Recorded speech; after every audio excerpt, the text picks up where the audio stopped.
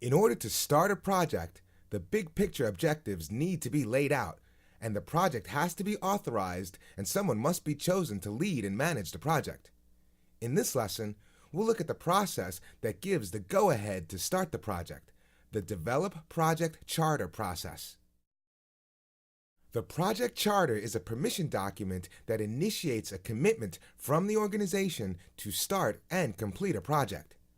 This is a formal record that an organization and a project manager will use to outline the project's objectives, identify the main stakeholders, and define and grant authority of managing the project to the project manager. It also sets the boundaries of the project, and it serves as the documented reference for the assigned authority and the management responsibility of the project. In addition, the project charter ensures that everyone involved in the project is aware of the reason for initiating the project, its main objectives, and its deliverable. It's an overall view of the project and its objectives.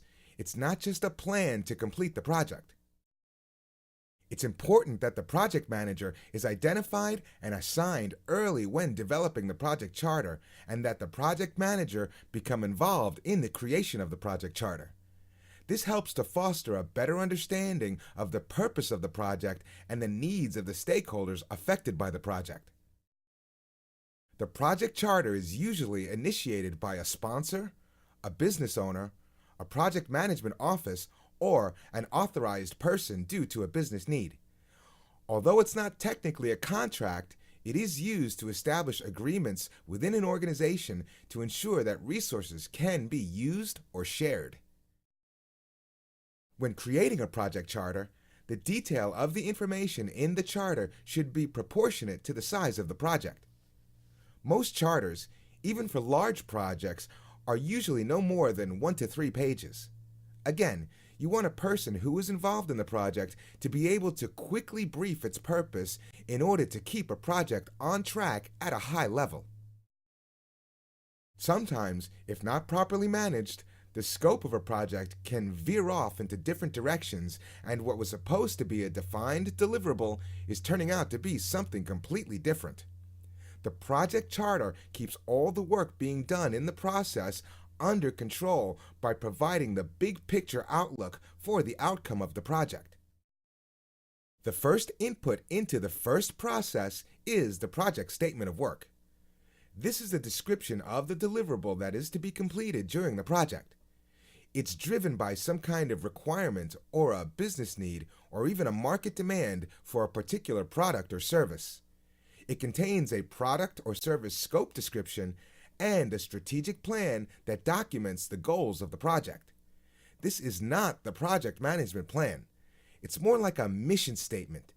It's a 1,000-foot high view of the project and the vision of the objectives that the organization has for the deliverable of the project. The business case describes the necessary information from a business standpoint that determines if the project is a worthwhile endeavor. It may include factors like the market demand and an organizational need or a customer request. Agreements are a form of contract or memorandum of understanding that are used when a project is being performed for an external customer.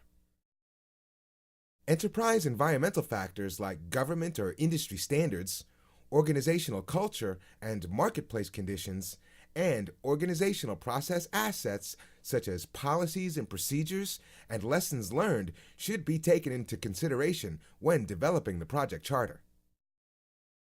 The tools and techniques used while developing the project charter include expert judgment. Expert judgment is used to assist in analyzing the details of inputs in order to develop the project charter. Facilitation techniques include brainstorming, conflict resolution, and problem solving. The output of the Develop Project Charter process is the project management plan. Now, don't go thinking that the project management plan is now complete. There are many other processes that need to be completed in order to develop a complete and comprehensive project management plan. This output will only start the beginning of the project management planning processes. The project charter is a concise statement of core goals, values, and intent in order to provide the direction for everything that comes next. At a minimum, a project charter should provide a high-level definition of the project scope, the budget, schedule, and the basic overall expectations of the deliverable. A successful project charter will be the daily reference point for settling disputes, for avoiding scope creep, and judging the potential utility of new ideas as they arise. It measures progress and it keeps the project team focused on the successful completion of the project.